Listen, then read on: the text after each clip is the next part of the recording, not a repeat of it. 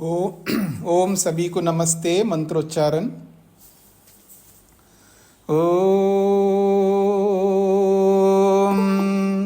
सहनाववतु सहनौ भुनक्तु सह वीर्यं करवावहै तेजस्विनावधीतमस्तु मा विद्विषावहै। ओम शांति शांति शांति।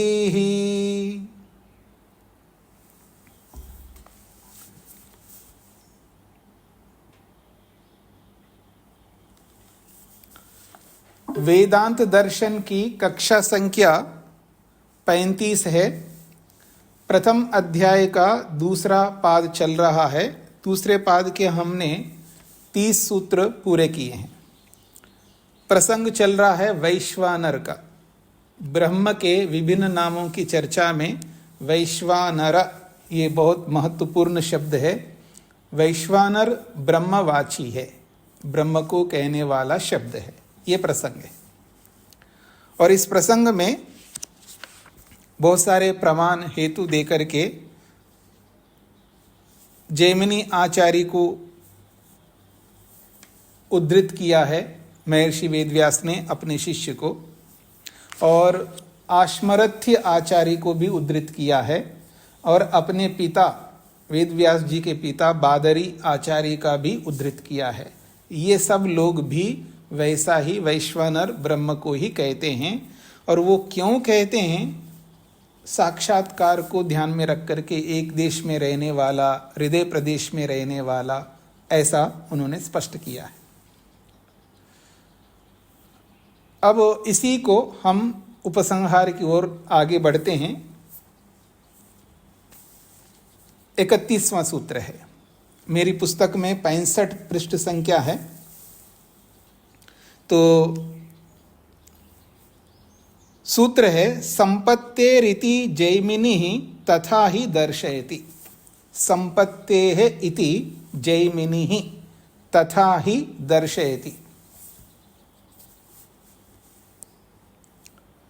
जैमिनी आचार्य जो है, जैमिनी महर्षि जैमिनी कहिए, जैमिनी मुनि कहिए, तो जैमिनी मुनि क्या कहते हैं? संपत्ते इति।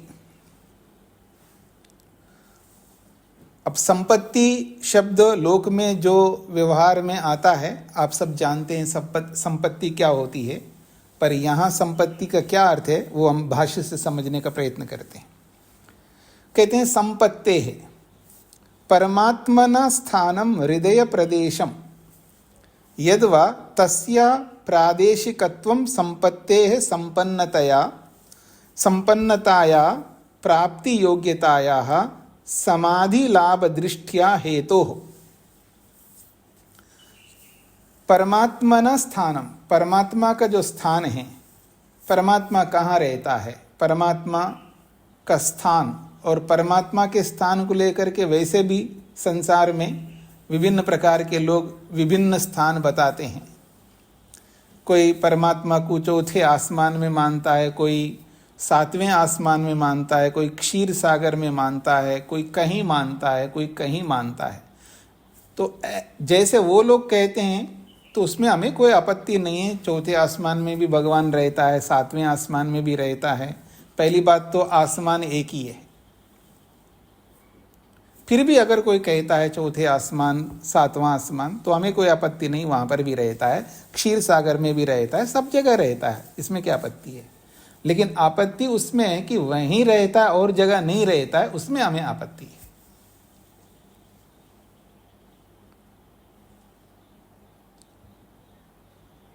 कोई कहता भगवान मंदिर में रहता है, हमें कोई आपत्ति नहीं, मंदिर में रहता है, लेकिन मंदिर में ही रहता है, मंदिर से बाहर नहीं रहता है, तब हमें आपत्ति है। तो यहाँ ये बोला जा रहा है परमात्मनः स्थानम, परमात्मा का स्थान। अगर कोई पूछे परमात्मा का स्थान बताइए, परमात्मा कहाँ रहता है, तो शास्त्र कहता है हृदय प्रदेशम, हृदय देश में रहता है। अगर आपसे कोई पूछे कभी भी परमात्मा रहता कहाँ है, तो आप कह सकते हृदय में रहता है। इसका ये अभिप्राय नहीं कि हृदय से अलग जगह पर, अलग स्थान पर नहीं रहता हो। हृदय में भी रहता है, इसलिए हृदय में रहता है ऐसा कहने में दोष नहीं है।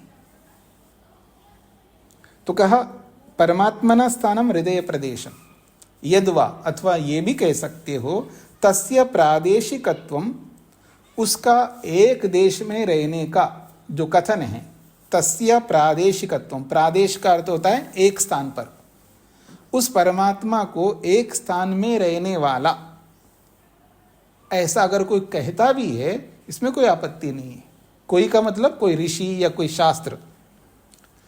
फिर वो एक देश में रहता है ऐसा क्यों कहा जा रहा है, उसका समाधान कर रहे हैं। संपत्ति है, वो संपत्ति के कारण से कहा जाता है, अर्थात संपत्ति को खोला है संपन्नताया, उसकी संपन्नता के कारण से। अब संपन्नता क्या होती है उसको खोला है। प्राप्ति योग्यताया, उसकी प्राप्ति की योग्यता वहीं पर ही है। परमात्मा की जो प्राप्ति है, अर्थात परमात्मा को प्राप्त करने की योग्यता अगर कहीं है तो हृदय प्रदेश में है। तो प्राप्ति योग्यताया, प्राप्ति की योग्यता से, अर्थात उसी को खोला है समाधि लाभ दृष्टिया, समाधि का लाभ हृदय प्रदेश से होता है। उसी दृष्टि से, उसी हेतु से यहाँ पर कहा गया है कि परमात्मा एक देश में रहता है अथवा हृदय प्रदेश में रहता है। यह संपत्ति के कारण से, अर्थात समाधि की दृष्टि से, अर्थात प्राप्ति की योग्यता से। तो आप संपत्ति कहो, संपन्नताया, संपन्नता कहो, या प्राप्ति योग्यता कहो, या समाधि लाभ कहो, इन सब का एक ही अभिप्राय है कि परमात्मा हृदय प्रदेश में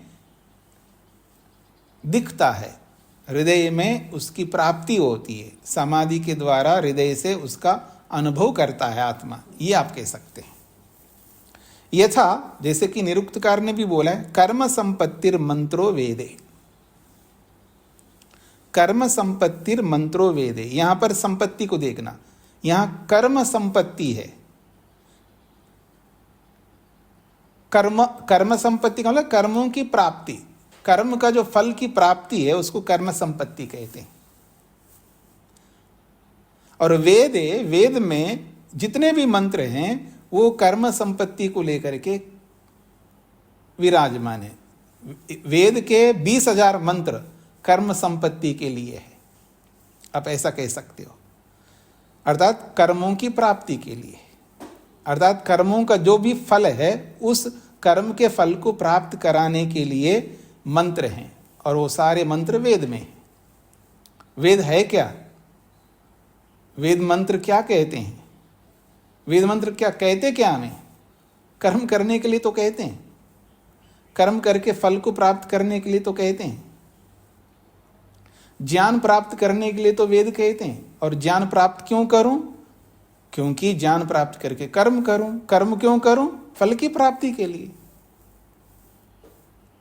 तो कर्म संपत्ति ही कर्मों के फल को प्राप्त करने का ही यहां पर, तो कर्म संपत्ति मतलब कर्म फल प्राप्ति, कर्म संपत्ति का मतलब है कर्म फल प्राप्ति। कर्म फल प्राप्ति को मंत्र कहता है, और वो मंत्र वेद में है।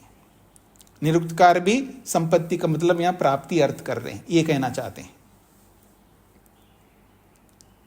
उसी को खोल के समझा रहे हैं भाष्यकार। कर्मणाम संपत्ति योग्यता, कर्मों की जो संपत्ति है अर्थात योग्यता, अर्थात प्राप्ति। यथा तथा अत्रापि, जैसे कर्मणाम संपत्ति कर्मों की योग्यता, कर्मफल की प्राप्ति, जैसे निरुक्तकार ने बोला है, यथा जैसे वहां बोला है, तथा वैसे ही अत्रापि यहां पर भी ब्रह्म दर्शन योग्यता, यहां जो संपत्ति है ये वो क्या है? ब्रह्म दर्शन योग्यता, ब्रह्म का दर्शन करने की योग्यता। तो ब्रह्म दर्शन करने की योग्यता ही यहां पर संपत्ति है, यही हेतु है, यही कारण है। तस्मात्, इसीलिए। इति जैमिनी, जैमिनी आचार्यो मन्यते, जैमिनी आचार्य ऐसा ही मानते हैं। क्या मानते हैं कि हृदय प्रदेश में परमात्मा रहता है, या शरीर के एक देश में रहता है, चाहे मूर्धा में रहता है, चाहे आँख में रहता है, चाहे धड़ में रहता है, गले में रहता है, ये जो शास्त्र कहता है वो संपत्ति को ध्यान में रख करके कहता है, अर्थात ब्रह्म दर्शन की योग्यता को ध्यान में रख करके वो कहता है शास्त्र। इति ऐसा जैमिनी आचार्य हो मन्यते, जैमिनी आचार्य मानते हैं। ये तो ही क्योंकि स परमात्मा अनंत, परमात्मा तो अनंत है, ये तो सभी जानते हैं। सभी का मतलब है वेद को जानने वाले, ऐसा आप कह सकते हैं। वेद को जानने वाले सभी परमात्मा को अनंत मानते हैं। तस्य प्राप्तिम यद्वा तेन सह समाधि लाभम मनुष्य केवलम प्रदेश विशेषे ही कर्तुम अर्हति, न तो अनंत्य रूपेण। कहते हैं परमात्मा तो अनंत है, लेकिन तस्य प्राप्तिम, उस परमात्मा की जो प्राप्ति है, यद्वा अथवा यूं कहिए तेन सह समाधि लाभम, उस परमात्मा के साथ समाधि का लाभ प्राप्त करना जो मनुष्य करता है, परमात्मा तेन सह का मतलब परमात्मा के साथ जुड़ करके समाधि लाभम, समाधि के द्वारा जो लाभ प्राप्त करने वाला जो मनुष्य है, वो मनुष्य केवलम प्रदेश विशेषे ही कर्तुमर्हति, केवल एक देश में ही कर सकता है, न तो अनंत्य रूपेण, वो अनंत रूप से नहीं कर सकता। इस बात को समझने का प्रयत्न करिए, मेरी ओर देखिएगा।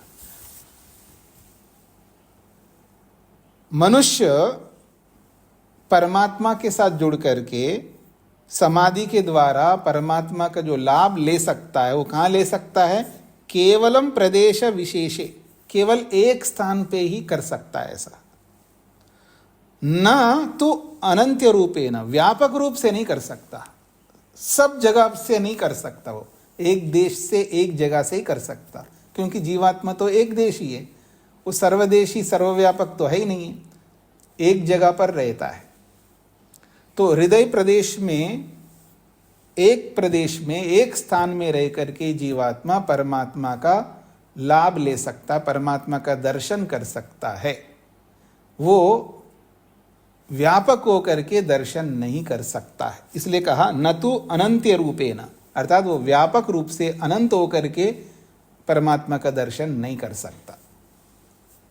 क्यों नहीं कर सकता जी? तो कह रहे हैं जीवस्य अल्पशक्तिमत्वात्, जीव अल्प शक्ति वाला है, और एकदेशित्वाच्च, और वो एक देशी में रहने वाला होने से, एक तो अल्प शक्ति वाला है और एक देश में रहने वाला है, तो अल्प शक्ति वाला सर्वशक्तिमत्ता से नहीं जान सकता, एक देश में रहने वाला सब जगह नहीं जान सकता। ये हेतु है, ये कारण है। अब उदाहरण से भी समझाना चाहते हैं। यथा ही समुद्रस्य प्राप्ति न कश्चित् जन सर्वतो भावेन कर्तुम शक्नोति। यथा ही, जैसे कि समुद्रस्य प्राप्तिम, समुद्र को प्राप्त करना हो, अर्थात समुद्र को देखना हो, यूं कह सकते हैं। समुद्र को देखना हो तो समुद्र को देखना न कश्चित् जना, कोई भी मनुष्य सर्वतो भावेन कर्तुम शक्नोति, जितना समुद्र है उतने को पूरा नहीं देख सकता, समुद्र तो बहुत बड़ा है। फिर कैसे देख सकता है? केवलम तस्य प्रदेश विशेषम एव साक्षात् करोति, केवल उस समुद्र के एक प्रदेश को, मतलब आंखों से जितना प्रदेश देख सकता उतना ही उस समुद्र को वो देख सकता है, साक्षात कर सकता है। तद्वत अत्रापि विद्यम, वैसा ही परमात्मा के संबंध में भी समझ लेना चाहिए। आगे बढ़ रहा हूं जी मैं। तथा ही दर्शयति, केवल मैं कह रहा हूं, वेदव्यास जी कह रहे हैं, वेदव्यास जी ये कहना चाह रहे हैं केवल मैं ही कह रहा हूं ऐसा नहीं है। तथा ही दर्शयति, ऐसा ही शास्त्र दिखाते हैं, शास्त्र भी वैसा ही बताते हैं, ये इसका तात्पर्य है। तथा ही वाजसनेयी ब्राह्मणम दर्शयति, जैसा मैं कह रहा हूं, वेदव्यास जी कह रहे हैं, जैसा मैं कह रहा हूं वैसा ही वाजसनीय ब्राह्मण भी दिखाता है। वाजसनीय ब्राह्मण कहते हैं शतपथ ब्राह्मण को, क्योंकि ये वाजसनेयी शाखा है। तो वाजसनेयी ब्राह्मणम तथा ही दर्शयति, वैसा ही दिखाता है। यत्कि महत् परिमाणम किमपि वस्तु स्यात् तस्य मानव शरीरे संपत्ति लब्धि योग्यता प्रादेशिकी ही भवति। वाजसनेयी शाखा वाले जो वाजसनेयी ब्राह्मण में जो दिखाया गया है वो कैसा दिखाया गया उसको समझा रहे हैं। यत्कि महत् परिमाणम किमपि वस्तु, कोई महत् परिमाण वाली वस्तु हो। महत् परिमाण समझते जी, बड़ा, व्यापक। जैसे मिट्टी का कण अणुपरिमाण है और पूरी धरती महत् परिमाण है। तो कह रहे हैं यत् महत् परिमाणम किमपि वस्तु, जो कोई महत् परिमाण वाला पदार्थ या कोई वस्तु स्यात् हो, तस्य मानव शरीरे, उस बहुत बड़े व्यापक पदार्थ को मानव शरीरे, मनुष्य के शरीर में संपत्ति कर ले, अर्थात उसकी लब्धि, उसकी प्राप्ति कर ले, तो प्रादेशिकी ही भवति, वो एक देश में ही कर लेगा। आज मैं धरती को देखना चाहता हूं जी, तो ठीक है, मनुष्य शरीर में रहते हुए मैं धरती को देखना चाहूं तो कितना देख पाऊंगा धरती को? नहीं जी, मैं पहाड़ के ऊपर देखूंगा, पहाड़ के ऊपर जो हिमालय के ऊपर खड़ा होकर फिर देखूंगा धरती को। हाँ देख लो, तो पृथ्वी के एक देश को ही देखोगे आप, क्योंकि पृथ्वी तो बहुत बड़ी है, क्योंकि वो महत् परिमाण वाला है। तो मानव शरीर में रहते हुए मैं किसी बड़ी वस्तु को देखना चाहता हूं तो मैं एक देश में ही देख पाऊंगा, ये इसका तात्पर्य है। स्पष्ट हो गया जी। अब वाजसनेयी शाखा वाले शतपथ ब्राह्मणकार क्या कहते हैं उसको उद्धृत कर रहे हैं, उनका प्रमाण दे रहे हैं। प्रादेश मात्रम इव ह वै देवा सुविदिता अभिसंपन्ना। प्रादेश मात्रम इव ह वै देवा, प्रादेश मात्रम इव, मानो भगवान जो है एक देश में ही विद्यमान है। मानो, इव का मतलब है मानो, प्रादेश मात्रम, एक देश में रहने वाला, सूक्ष्म स्थान पे, बहुत ही छोटा सा स्थान है हृदय प्रदेश, बहुत छोटे स्थान में रहने के समान है। वही देवा, ऐसा देव लोग मानते हैं। प्रादेश मात्रम इव हा वै देवा, हा वै का मतलब है निश्चित रूप से देवा, देवगण, प्रादेश मात्रम इव, परमात्मा को एक देश में रहने वाला समझ रहे हैं, अर्थात एक देश में ही उसका अनुभव होता है ऐसा समझ रहे हैं। सुविदिता, और वो देव कैसे हैं? सुविदिता, अच्छी प्रकार से जानकार हैं, सुविदित लोग हैं, अच्छी तरह जानने वाले हैं। अभिसंपन्ना, और वो उस भगवान से युक्त है। अभिसंपन्ना का मतलब है उस भगवान को एक देश में जान करके उनसे युक्त है, अभिसंपन्न है, अर्थात परमात्मा से युक्त है, परमात्मा के ज्ञान से युक्त है, ऐसा भी कह सकते हैं। तथा नु व एतान वक्ष्यामि, तथा उसी प्रकार से निश्चित रूप से एतान वक्ष्यामि, मैं उन एक देश में रहने वाले पदार्थों को मैं वक्ष्यामि, बताता हूं कि परमात्मा किस तरह होता है, एक एक प्रदेश में कैसे परमात्मा रहता है उसको मैं बताता हूं, ये इसका तात्पर्य है। तथा नु व एतान वक्ष्यामि, वैसा ही मैं उन स्थानों को बताता हूं जिन स्थानों में भगवान रहता है। यथा प्रादेश मात्रम एव अभिसंपादयिष्यामि इति, यथा प्रादेश मात्रम एव, एक प्रदेश में, एक स्थान में रहने वाले उस भगवान को अभिसंपादयिष्यामि, मैं उसका संपादन करूंगा, अर्थात उसका अनुभव करूंगा। इति, ऐसा वो कहना चाहते हैं। सह उवाच, तो जिसको उपदेश किया जा रहा है और जिसके द्वारा उपदेश किया जा रहा है उसके कथन को कह रहे सह उवाच, वह कहता है, अर्थात वह उपदेश करता है। वो गुरु, वो आचार्य अपने शिष्य को उपदेश करता है। क्या? मूर्धानम उपदिशन उवाच। मूर्धानम, अब तो शिष्य के सिर को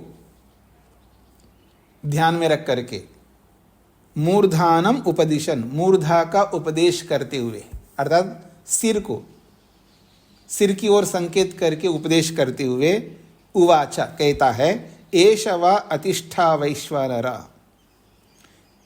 एष वैश्वानर, ये जो वैश्वानर नामक ब्रह्म है ये मूर्धा में विद्यमान है, अतिष्ठा मूर्धा के अंदर विराजमान है।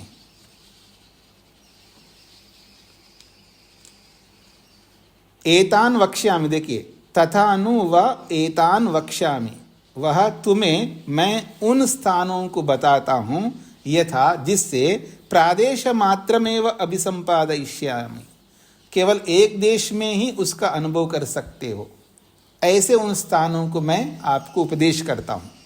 सह उवाच, अब वो गुरु उपदेश करने लगे उस शिष्य को, मूर्धानम उपदिशन, मूर्धा की ओर संकेत करते हुए। उवाच, कहता है, क्या कहता है? एषा वा अतिष्ठा वैश्वानर। अतिष्ठा मतलब श्रेष्ठ, ये जो श्रेष्ठ वैश्वानर है ये तुम्हारी मूर्धा में, तुम्हारे सिर में विराजमान है। अथवा यूं कहिए, मूर्धा किसको कहा? पीछे आप देखेंगे, पीछे आपने पढ़ा, मूर्धा कहा है द्युलोक को। ये जो द्युलोक है ये ब्रह्म के मूर्धा के समान है, सिर के समान है। तो उस मूर्धा रूपी द्युलोक को दिखाते हुए देखो वहां पर भगवान विराजमान है। अथवा शिष्य का ही सिर को दिखा करके तुम्हारे सिर में भगवान विराजमान है, ये भी कह सकते हो। यथा ब्रह्मांडे तथा पिंडे, यथा पिंडे तथा ब्रह्मांडे। अब ब्रह्मांड में मूर्धा को ले लो या शरीर के मूर्धा सिर को ले लो, कोई आपत्ति नहीं है। फिर कहा चक्षुषी उपदिशन, आंख की ओर दिखाते हुए। चक्षुषी उपदिशन, चक्षु की ओर उपदेश करते हुए उवाचा, कहता है गुरु, एष सुतेजा वैश्वानर इति। एष सुतेजा वैश्वानर, ये सुतेजा नामक वैश्वानर है, सूर्य। सूर्य को चक्षु बोला था ना पीछे, तो एषा सुतेजा वैश्वानर, ये सुतेजा नामक वैश्वानर है जो चक्षु है और उस चक्षु में विद्यमान है। वो चक्षु कौन है? सुतेजा है, अर्थात सूर्य है, वो वैश्वानर है। नासिके उपदिशन उवाच, नासिके, नासिका के दो छिद्रों की ओर, नासिके द्विवचन में, नासिका, नासिके, नासिकाः, नासिके, नासिका के दो छिद्रों की ओर उपदिशन संकेत करते हुए उवाचा, कहा है, एषा वै पृथक वर्तमा, ये पृथक वर्तमा है, अर्थात वायु है। और ये पृथक वर्तमा रूपी वायु कौन है? वैश्वानर, वो वैश्वानर है, वो ब्रह्म है। क्योंकि दोनों नथनों के अंदर क्या चल रहा है जी? प्राण चल रहा है, वायु चल रही है, वो उसका नाम पृथक वर्तमा है, उसी को वैश्वानर कहते हैं। तो प्राण में भी तो परमात्मा विराजमान है ना, जो हम सांसें लेते हैं उसमें भी तो परमात्मा व्यापक है, तो वहां भी है। तो इसलिए कह रहे नासिके, नासिका के दोनों छिद्रों की ओर उपदिशन बताते हुए उवाचा, गुरु कह रहे हैं, एषा वैश्वानर, ये जो वैश्वानर है तुम्हारी दोनों नथनों के अंदर विराजमान है, वो वही निश्चित रूप से पृथक वर्तमा है, वो वायु है इति। फिर आगे कहा जा रहा है मुख्यम आकाशम उपदिशन, प्रमुख मुख्य आकाश की ओर संकेत करते हुए। और मुख्य आकाश का अर्थ आप वो आकाश भी ले सकते हैं या मुख का मुख, शरीर को ध्यान में रखेंगे तो ये मुख है, मुख के अंदर ऐसा खोलो आप तो आकाश है ना, अवकाश है। इसी में तो ब्रह्मांड को दिखाया था श्री कृष्ण, यूं समझ सकते आप। तो मुख्य आकाशम उपदिशन, मुख का जो आकाश है उसको दिखाते हुए उवाचा कहता है एष वै बहुलो वैश्वानर, ये वैश्वानर है, ये बहुल है। अर्थात बहुल का मतलब है आकाश है। पीछे बहुल का अर्थ आकाशित किया था। फिर कहा मुख्य अपह उपदिशन, मुख्य अप उपदिशन, मुख में जो अप है जल है, लार है, वो जल है एक प्रकार से, उसकी ओर उपदेश करते हुए कहा है एष वै रही वैश्वानर, यही रही है, अर्थात ये जल है,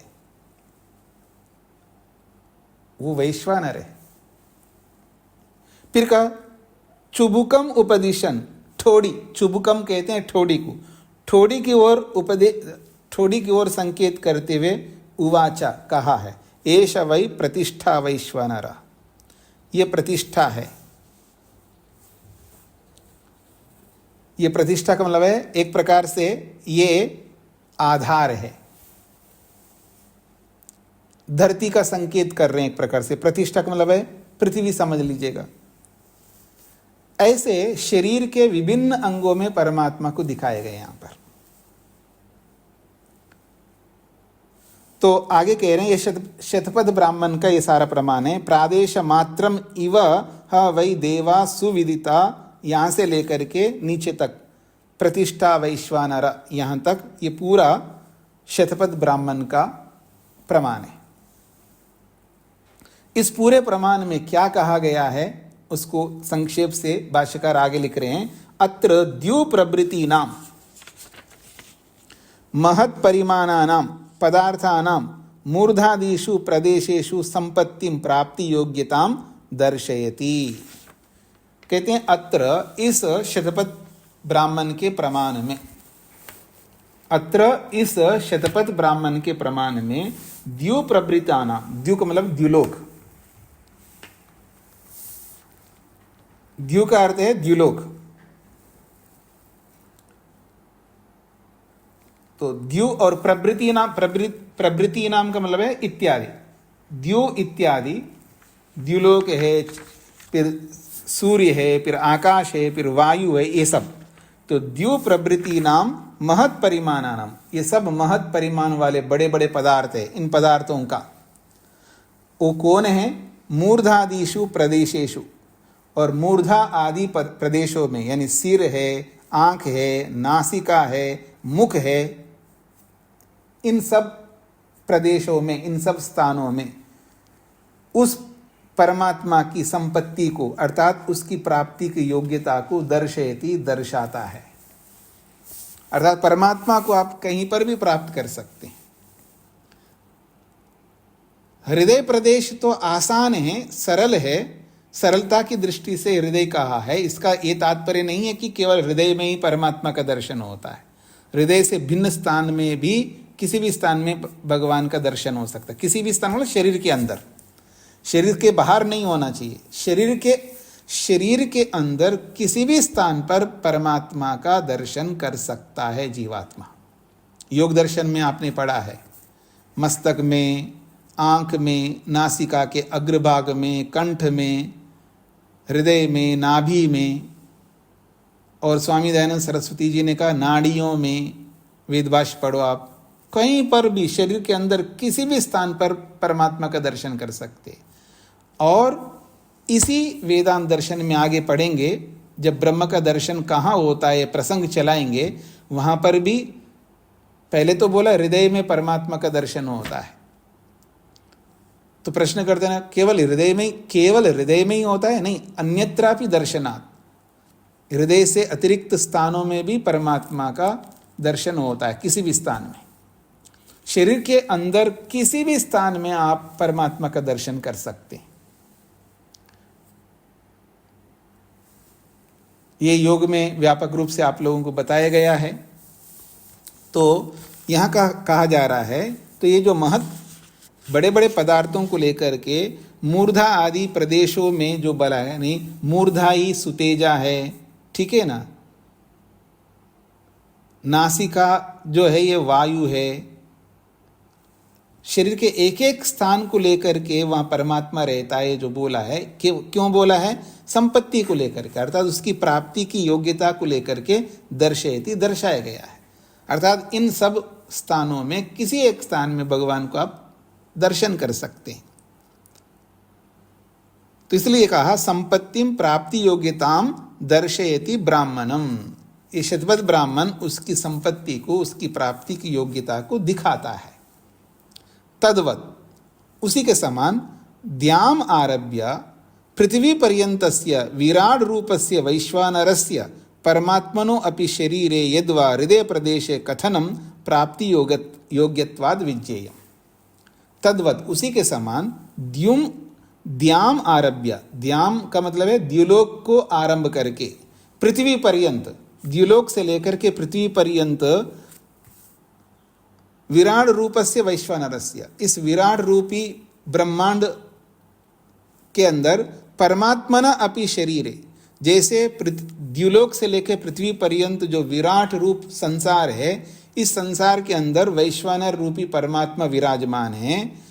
तो ऐसे ही शरीरे अपि, शरीर में भी, यद्वा हृदय प्रदेशे, हृदय प्रदेश में भी वो परमात्मा रहता है, ऐसा कथन करना, वो भी प्राप्ति योग्यत्वाद विज्ञेयम्, प्राप्ति की योग्यता से ही जान लेना चाहिए।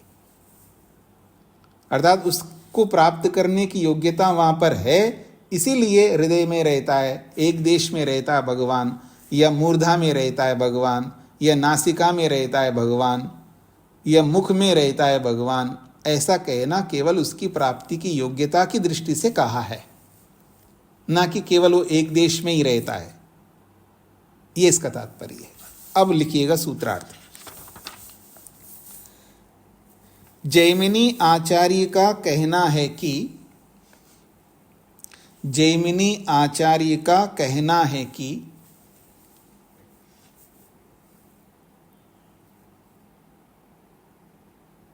जैमिनी आचार्य का कहना है कि वैश्वानर ब्रह्म का, वैश्वानर ब्रह्म का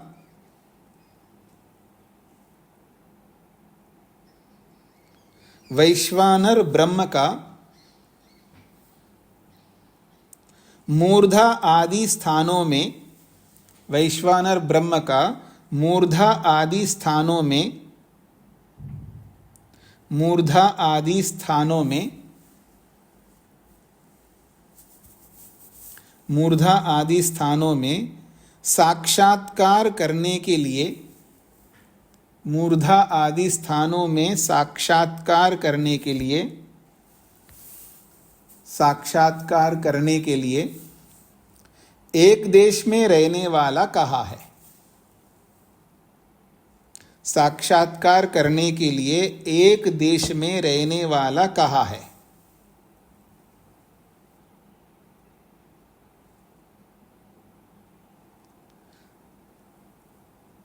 एक देश में रहने वाला कहा है, और शास्त्र भी ऐसा ही वर्णन करते हैं, और शास्त्र भी ऐसा ही वर्णन करते हैं, और शास्त्र भी ऐसा ही वर्णन करते हैं। जैमिनी आचार्य का कहना है कि वैश्वानर ब्रह्म का मूर्धा आदि स्थानों में साक्षात्कार करने के लिए एक देश में रहने वाला कहा है, और शास्त्र भी ऐसा ही वर्णन करते हैं। ठीक हो गए जी, आगे बढ़ूं। 32वां इस पाद का अंतिम सूत्र। आमनन्ति च एनम अस्मिन्, आमनन्ति च एनम अस्मिन्। कहते हैं एनम अस्मिन् च आमनन्ति। एनम वैश्वानरम, क्योंकि प्रकरण वैश्वानर का है, तो एनम अर्थात वैश्वानरम। अस्मिन् छान्दोग्ये प्रकरणे अपि खलु आमनन्ति पठन्ति छान्दोगाः।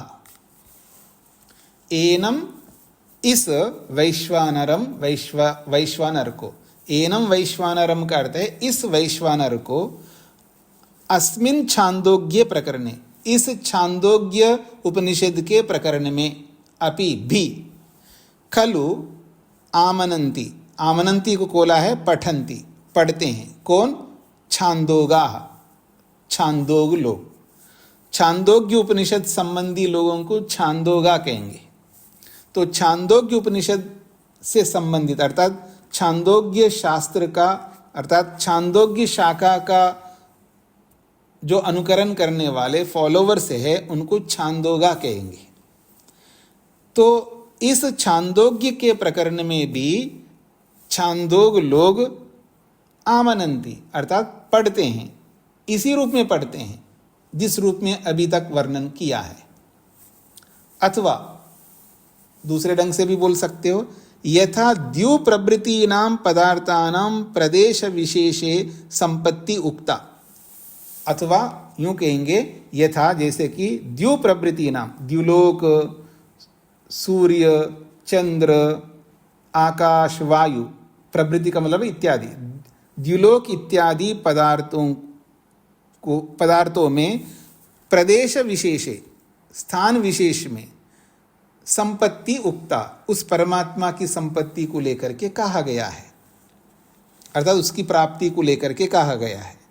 तथैव वैसा ही एनम वैश्वानरम, इस वैश्वानर को, अस्मिन् प्रकरणे, इस प्रकरण में भी, अर्थात शतपथ ब्राह्मण के प्रकरण में, प्रादेशिक रूपेण पठन्ति, एक देश में रहने वाले के रूप में पढ़ते हैं।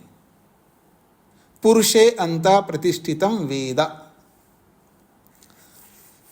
अंतः प्रतिष्ठितम पुरुषे वेद, जो व्यक्ति पुरुष के अंदर विराजमान है वैश्वानर, ऐसा वेद जानता है, वही व्यक्ति अपने लक्ष्य को पूरा कर सकता है, वही व्यक्ति ब्रह्म को पा सकता है, वही व्यक्ति अपने दोषों को दूर कर सकता है, इसका तात्पर्य है।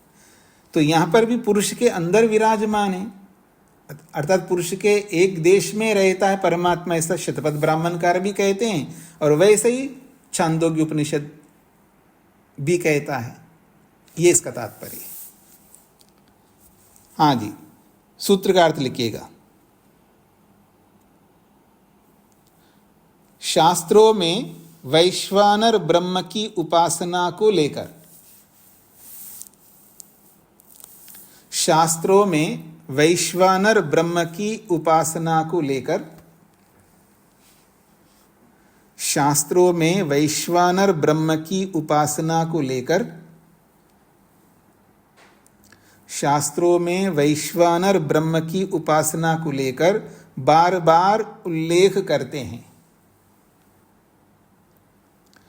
बार बार उल्लेख करते हैं कि, बार बार उल्लेख करते हैं कि ब्रह्म एक देश में रहने वाला है।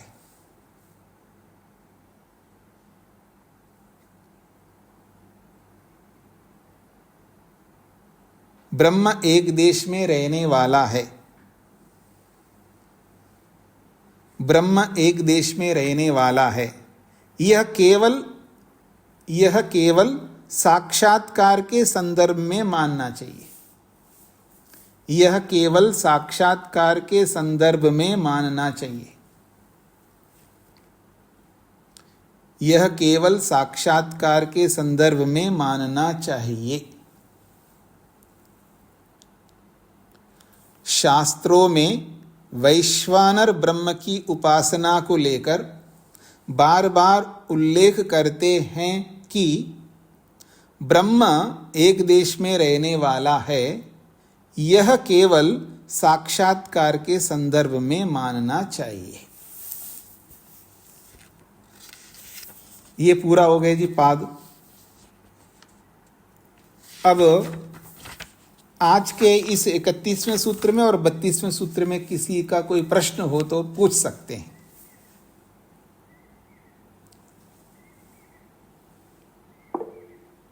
हाँ जी, निर्मला जी। नमस्ते स्वामी जी। जी, ये सारे स्थानों पर क्या ठोडी का क्या योगदान था? ठोडी का परमात्मा रहता है, ये मतलब क्या करता है ठोडी? ठोडी में रहते हुए क्या करता है भगवान? हाँ जी, मतलब आधार आपने बताया तो थोड़ा सा। अच्छा, एक बताए, मेरे उंगली के जो ये कनिष्ठा कहते हैं, इस उंगली के किनारे पे रह के क्या करता है भगवान? आप बताओ, यहाँ क्या करता है वही यहाँ करता है? आधार आधार नहीं, भगवान तो सब जगह रहता है ना। हाँ जी। तो अब मेरे अंगूठे में भी रहता है, अगर ये कहता है, अगर कहे तो रहता है भगवान। उसके पास काम की कोई कमी थोड़ी है, काम ही काम है, बहुत सारे काम करता है। अब आपको सोचना है कि यहाँ रह करके क्या करता है भगवान, आपको सोचना चाहिए। आधार नहीं, आपको सोचना है केवल आधार का मतलब है केवल बेस ही देता, और कुछ नहीं करता क्या? तो ये आपको सोचना है और क्या क्या कर सकता है भगवान। जितना आप सोचोगे उतना समाधान आपको निकलेगा। ठीक है जी, धन्यवाद सर। हाँ जी, नरेंद्र जी। तो स्वामी जी, जी, इसका मतलब शरीर के जिस हिस्से में जहाँ आत्मा हो जाती है, जहाँ दर्शन हो जाता है, तो इस हिसाब से मानते हैं कि शरीर में हर एक हिस्से में रहता है। नहीं देखिए, परमात्मा तो सब जगह रहता है, लेकिन जहाँ में दर्शन करना है ना, पहले वहाँ मन लगाएंगे। तो वहाँ मन को लगाते जीवात्मा भी वहीं पहुँच जाएगा, जी, और परमात्मा पहले से है ही है, तो समस्या आएगी नहीं ना। क्योंकि जीवात्मा भी एक ही जगह नहीं रहता ना, स्थान बदलता है, शास्त्र कहते हैं। सत्यार्थ प्रकाश में भी आपने पढ़ा होगा, जीवात्मा स्थान बदलता है, और उपनिषदों में भी आपने पढ़ा होगा जीवात्मा स्थान बदलता है। तो शरीर में स्थान बदलता है का मतलब है कहीं भी आना जाना कर सकता है शरीर के अंदर। तो जहाँ हम मन को लगाते हैं, मन को जहाँ एकाग्र करते हैं, इसका मतलब मन वहाँ पहुँच जाता है। और जहाँ मन पहुँचता है ना, मन अकेला जाता नहीं, वो आत्मा को लेकर के जाता है, आत्मा भी पहुँच जाता है, और वहाँ भगवान पहले से है ही, तो वहाँ दर्शन हो जाएगा। जब नाड़ी के अंदर भगवान का दर्शन करने की बात कही है, नाड़ी में ध्यान लगाने की बात कही है स्वामी दयानंद सरस्वती जी ने। नाड़ी में ध्यान लगाने का मतलब ये है कि नाड़ी में मन को लगाओ, वहाँ ध्यान होगा, और जहाँ ध्यान होता वहीं समाधि लगती है। और जहाँ समाधि लगती है तो किसको लगती है? आत्मा को लगती है। और जीवात्मा व्यापक तो है ही नहीं है, इसका मतलब नाड़ी के अंदर वहाँ पहुँच जाएगा जीवात्मा। ये इसका तात्पर्य है। क्लियर, स्पष्ट हो गया? सुधा जी। जी, स्वामी जी, सर्वव्यापक परमात्मा को एक देशी मानने के पीछे क्या यही तात्पर्य है कि आत्मा परमात्मा का दर्शन कर सके? यही तो बताया अभी इन सूत्रों में, यही बताया जो आप कहना चाहते हैं। एक देश में रहता है का तात्पर्य है कि वह दर्शन को ध्यान में रख करके, उसकी प्राप्ति को ध्यान में रख करके एक देश में रहता है, कहा गया है। इसका यही अभिप्राय है। जी, सरस्वती जी। बहुत धन्यवाद। सरस्वती जी। हाँ, नमस्ते स्वामी जी। जी, 31वां सूत्र का लास्ट नीचे से स्वामी जी। जी, चुबुकम उपदिशन्नु उवाच एषा। चुबुकम का समझ में नहीं आया। ठोड़ी इसको कहते ना, ठोड़ी। चुबुकम ठोड़ी को कहते हैं। अब कोई बात, चिन कहते हैं, क्या बोलते हैं आप इंग्लिश में? हाँ, चिन। हाँ, बस वही ठोड़ी को। हाँ, समझ गई। जी, जी, धन्यवाद। हाँ जी, सुशीला जी।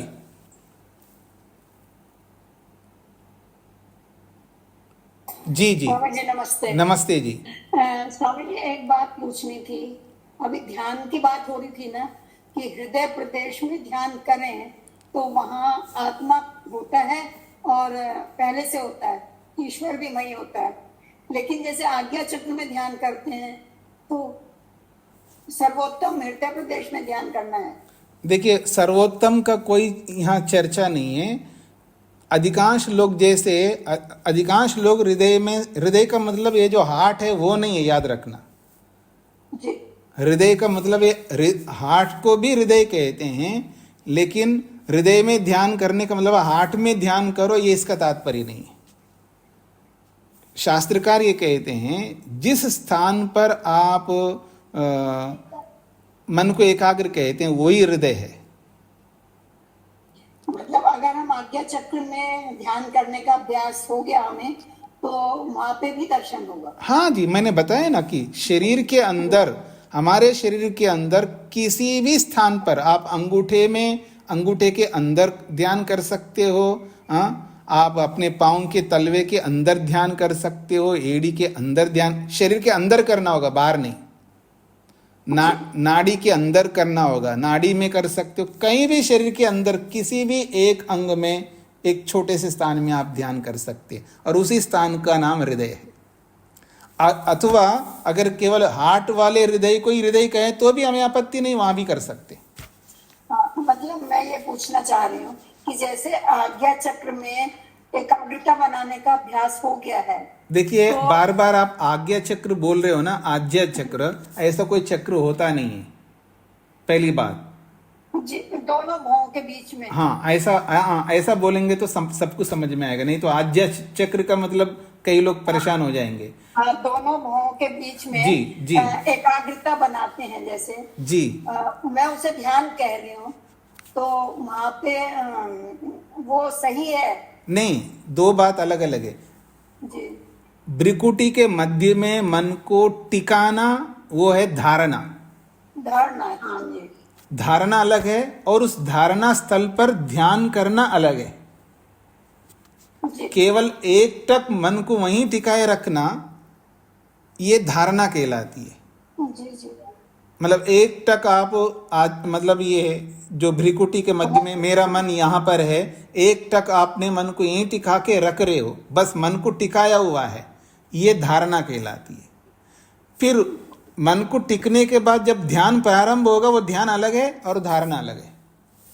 फिर जब हम ध्यान करेंगे तो वो हृदय प्रदेश में करेंगे? नहीं, वहीं करेंगे ना, वहीं करोगे ना।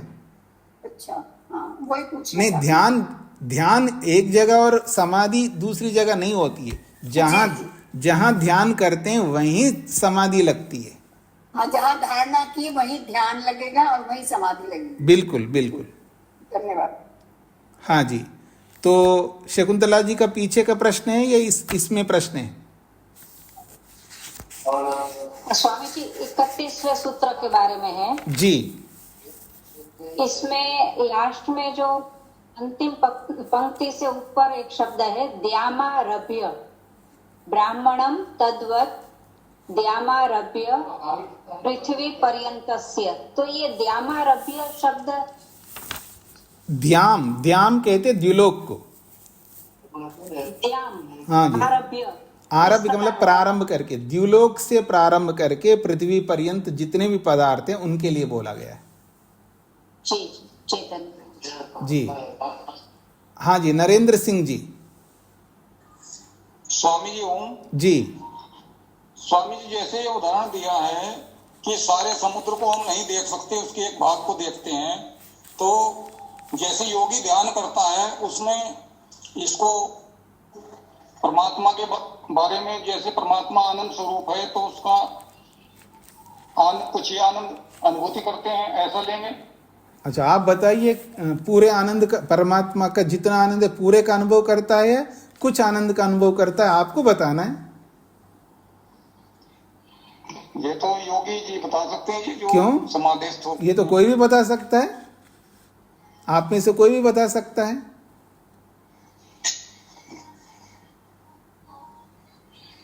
ठीक है, समझ में आ गया। मान लीजिएगा कोई भगोना है बहुत बड़ा, जैसे शादी विवाहों में करते हैं ना, बहुत बड़ा देगी सा जो भी बोलते हैं आप लोग, उसमें 100 किलो खीर है और 100 किलो खीर आप खा नहीं सकते। तो एक कटोरा खीर आपने ले लिया। अगर आप हरियाणा पंजाब के होते तो मैं बोलूँगा आप आधा किलो खीर, 1 किलो खीर ले लिया, खा लिया। और अगर हरियाणा पंजाब के नहीं तो वो कम खाते हैं लोग, तो वो मान लीजिएगा एक छोटे से कटोरी में लिया खीर, जैसे साउथ में जाएंगे इतना सा खाएगा, तो मान लीजिए इतना खीर खाए तो आपने खीर खाया माना जाएगा या खीर नहीं खाया माना जाएगा? खीर खाया माना जाएगा। और जितनी खीर बनी है पूरी खीर खाई मानी जाएगा, जितना आपने लिया उतनी को भी खीर कहेंगे, उतनी को भी खीर कहेंगे, पूरे को भी खीर कहेंगे, और जितनी मात्रा में आपने खीर ली है उतने को भी खीर कहेंगे। तो ऐसे ही भगवान का आनंद तो अनंत है, और मैं अल्पज्ञ हूँ, अल्प सामर्थ्य वाला हूँ, तो मैं अनंत आनंद को अनंत के रूप में कैसे भोग सकता हूँ? नहीं भोग सकता। ये आप सब में से सब जानते हैं। आप ये कैसे कह सकते हैं कि योगी बता सकता है और आप नहीं बता सकते? जी ठीक है, समझ में आ गया जी, धन्यवाद। हाँ, ये याद रखना। राजगोपाल जी। जी, यहाँ पर आचार्य जी जैसे आपने बताया धारणा क्या होती है, तो उसके बाद ध्यान किसको बोलेंगे? अब योग दर्शन की बात पूछ रहे हो आप। अब मैं धारणा को समझाऊं, फिर ध्यान को समझाऊं, फिर समाधि को समझाऊं, तो योग दर्शन में जाना पड़ेगा। अच्छा जी। इसका मतलब है कि आपने योग दर्शन पढ़ा नहीं है, तो आगे पढ़ेंगे तब आपको समझ में आ जाएगा, क्योंकि उसके लिए तो व्यापक रूप से बताना पड़ेगा। जी हाँ जी, तो भानु जी को क्या पूछना है? स्वामी जी नमस्ते जी। जी स्वामी, आज एक मुझे भ्रांति थी, वो मैं आपके सामने रख रहा हूँ। जैसे मैं पहले ध्यान यहाँ लगाता था जी, तो मन को एकाग्र किया, धारणा लगाई, प्रत्याहार आदि करके, फिर मुझे पता पड़ा कि हृदय प्रदेश में है, तो वो वहां से जैसे मैं हृदय प्रदेश यहाँ मानने लगा। तो आपका ऐसे आप अभी बता रहे थे कि जहाँ केंद्रित होता है या जहाँ धारणा लगाई जाती है वही हृदय प्रदेश बन जाता है। जी देखिए, हृदय शब्द के बहुत सारे अर्थ हैं। एक अर्थ तो हार्ट है, जिसको हृदय कहा जाता है, और योग की भाषा में हृदय प्रदेश का मतलब होता है जहां भी आप ध्यान करते हो उस स्थान को भी हृदय प्रदेश कहते हैं। जी, और आगे जब पढ़ोगे कि परमात्मा कहाँ मिलता है, तो हृदय में मिलता है, तो वो हृदय का मतलब है हार्ट है, फिर वहां पर परमात्मा मिलता है। तो प्रश्न किया वहीं मिलता है और जगह नहीं, वहां से अलग जगहों पर भी मिलता है, तो इसलिए कोई चिंता करने की जरूरत नहीं है। कई बार साधक लोग क्या करते हैं, यहाँ भ्रिकुटी के मध्य में अधिकांश लोगों को सरलता होती है मन को एकाग्र करने में। फिर कोई ऐसा आता है भक्त या कोई बताने वाला, नहीं यहाँ नहीं लगाना, सबसे श्रेष्ठ तो हृदय होता है, हृदय में लगाओ। अब वो परेशान होता है वहाँ से हटा करके वहाँ ले जाना। तो इसलिए ये चिंता बिल्कुल मत करिएगा कि आपका मन आपके अधिकार में है, आपकी इच्छा है, जहाँ लगाना वहाँ लगाइएगा। भगवान का दर्शन करना मुख्य है, स्थान मुख्य नहीं है। स्थान कोई भी हो सकता है। हाँ जी, तो शकुंतला जी आपका पीछे का प्रश्न क्या, फिर दोबारा बताइए, पृष्ठ संख्या बताइए या सूत्र संख्या बताइए। नमस्ते स्वामी जी। जी, पृष्ठ संख्या है 59 जी। हाँ, 18वां सूत्र है जी, उसमें मुझे शाब्दिक अर्थ नहीं मालूम पड़ रहा है इसका। चौथी लाइन में दैवादया शब्द समझ में नहीं आ रहा है ना? दैवादया तो आ गया, हाँ, उसके बाद में जो है तान अधिकृत्य वर्तन्ते ये ते अधिदैवादये तेषु अधिदैवादिषु, ये पंक्ति नहीं समझ में आ रही। जी जी, देखिए ये समझने से पहले भी पहली पंक्ति को समझना होगा आपको। अधिदैवादिषु ब्रैकेट में जो लिखा है ना, अधिदैवादिषु, इसको खोला है देवानाम पृथिव्यादीनाम गणो दैवा। देवानाम बहुवचन में, अर्थात पृथिव्यादि नाम, जो पृथ्वी आदि जो देव है, पृथ्वी आदि देव का मतलब है पृथ्वी, जल, अग्नि, वायु, आकाश, ये सब देव है। तो पृथ्वी आदि जो देवों का गण है, उस देवों के गण को दैव कहेंगे। अब वो दैव का मतलब है देवताओं का गण समुदाय, देवताओं के समुदाय को दैव कहा यहाँ पर। फिर आगे कह रहे हैं सा आदिर येषाम, सा का मतलब है वो दैव, वो जो दैव आदि में है जिनके, अर्थात दैव शब्द आदि में है जिनके, जिनके मतलब है और कुछ पदार्थों के। अच्छा, हाँ जी, जैसे मैं आपको बोलूं राम लक्ष्मण भरत शत्रुघ्न, तो राम आदि में है जिनके, तो किनके आदि में है? लक्ष्मण के, भरत के, शत्रुघ्न के। तो ऐसे ही दैव आदि में है जिनके, दूसरे पदार्थ भी और हैं, उनके आदि में दैव है। और वो दैव कौन है? पृथ्वी जल अग्नि वायु आकाश रूपी देवों का समुदाय। अब स्पष्ट हो गया? अब देखिएगा, तो कहते हैं पृथ्वी आदि नाम गणो दैव, पृथ्वी आदि 5 देवों का जो गण है उस पांचों के समुदाय को दैव कहा है। सा का मतलब वो दैव, वो गण, वो समुदाय आदि है, येषाम जिन और तत्वों के, उन सबको मिलाकर के क्या बोलेंगे? दैवादया कहेंगे। फिर कहा तान अधिकृत्या, उन देवादि पदार्थों को सम्मुख रख करके, वर्तन्ते जो विराजमान है, ये जो सारे पदार्थ, ते अधिदैवादया, उन सबको अधिदैवादि कहते हैं। अभी नहीं समझ में आया ना? स्वामी जी, ये सम्मुख रखना नहीं समझ में आया मुझे। सम्मुख का ये तो केवल बताने का एक तरीका होता है, संस्कृत में भी बताने का एक तरीका है। तान अधिकृत्य मतलब जैसे उनको सामने रख करके देखो, ऐसा हम बोलते हैं ना, तुम अपने लक्ष्य को सामने रख करके देखो, ऐसा बोलते हैं ना हिंदी में, जैसे व्यवहार में बोलते हैं ना हम लोग। तो इन सब देवों को सामने रख करके मतलब है इन सबको मिला करके अधिदैवादया कहेंगे। इन सब देवताओं को सामने रख करके मतलब है इन सबको मिला करके अधिदैवादया कहते हैं, ये इसका तात्पर्य है। अधिदैवादय का मतलब है जिसमें पृथ्वी जल अग्नि वायु आकाश ये भी हैं, और उसके बाद में सूर्य चंद्र वायु ये सब हैं, उसके बाद में शरीर के अंग है, इन सब को लेकर के यहाँ पर बताया गया है। इन सबको अधिदैव कहते हैं।